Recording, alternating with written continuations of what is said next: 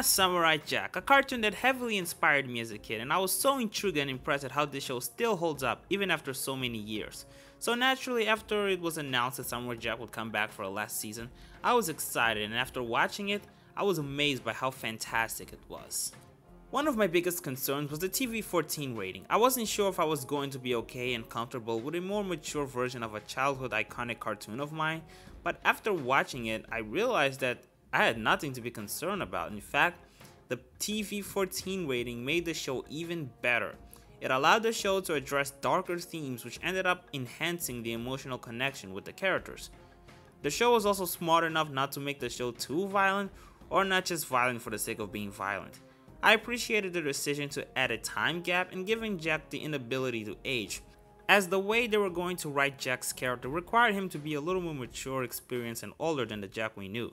Jack in this season goes through some pretty heavy things, like loss of hope, human homicide, and suicide. I like how they address how Jack has been carrying a lot of anger and frustration, which is why the sword lost him, and it was something that he's been carrying since the very beginning of the show. I like his interactions with Ashi, as it shows how much Jack has evolved linguistically and verbally. Ashi was an interesting character to watch. It was cool watching her turn from Aku's fanatic to Jack's partner. During the end of the season, they created a romantic relationship between Jack and Ashi, which for me felt kind of forced, but it wasn't a huge deal and I could accept it, though I would have preferred if they were just friends. Aku was as entertaining as we are used to him being, in fact a little more comedic. I did also like his relationship with Scaramouche, or Scaramouche, however it's spelled, which was another really funny character. One thing that bothered me about Aku, and I think you probably already know, it was the voice. Now I understand that this was probably the best voice they could have gotten to replace Mako, and to give him credit, he's really not bad.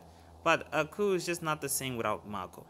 The season is a lot more serialized than the previous season, which was something that kinda bothered me at the beginning, but I got used to it after the first 3 episodes. Though I will say that it's much better to binge watch this show than to watch it weekly. I appreciated how this season gave us time to revisit some of the characters we've met over the years, including the Scotsman, the Samurai, the Mongol, which I'm not sure how he survived. I'm pretty sure he died. Then we have the last episode of this series, which I'm gonna be honest, I was kind of disappointed. Not because I thought the episode was bad, in fact I thought it was a solid one and it was a decent conclusion to the series. It contained everything we wanted to see: Jack defeating Aku, Jack getting back to the past, Ashi being free from Aku's possession, Jack's friends reuniting in order to save him. So like I said, everything we wanted to see, and they were all handled fairly satisfyingly well. However, there was one thing that kind of ruined the episode for me. I felt like there was an unbalanced distribution of time to the main story arcs. Let me explain. There were 2 dominant story arcs here: the Jack and Aku arc and the Jack and Ashi arc. Now, because Aku's arc has been going on since the very beginning of the show, I was expecting that to get more attention, and while it was in some way the main plot of the episode, in terms of emotional power, Ashi's arc was a lot more dominant.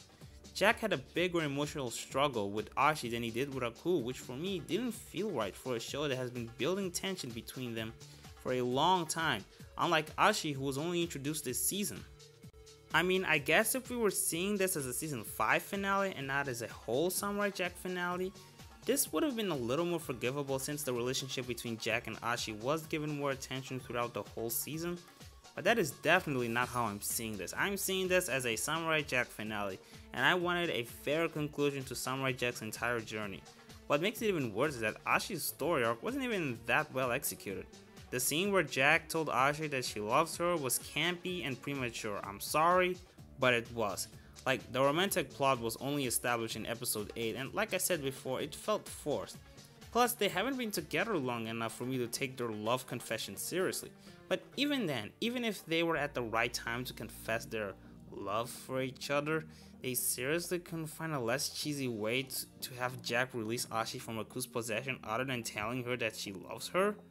Another thing that bothered me was how Jack never got the chance to say goodbye to his friends.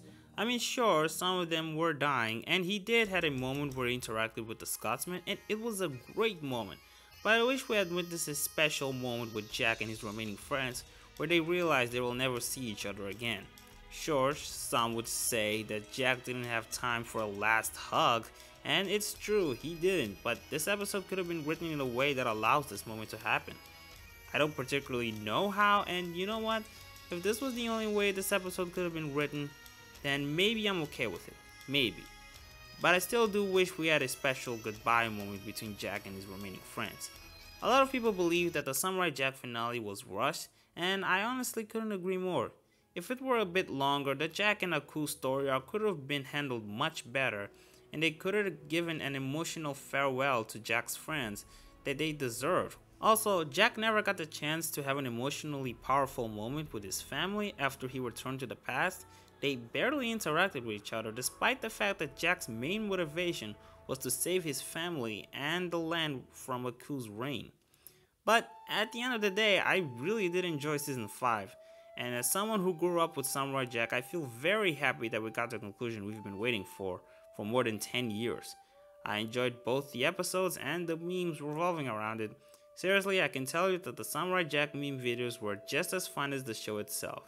Some, if not all of them, are stupid, but it's funny stupid. I'll create a playlist featuring my favorites out of all of them because some of them are just stupid attention grabbing videos. Anyway, I hope you guys enjoyed this video. Bye for now.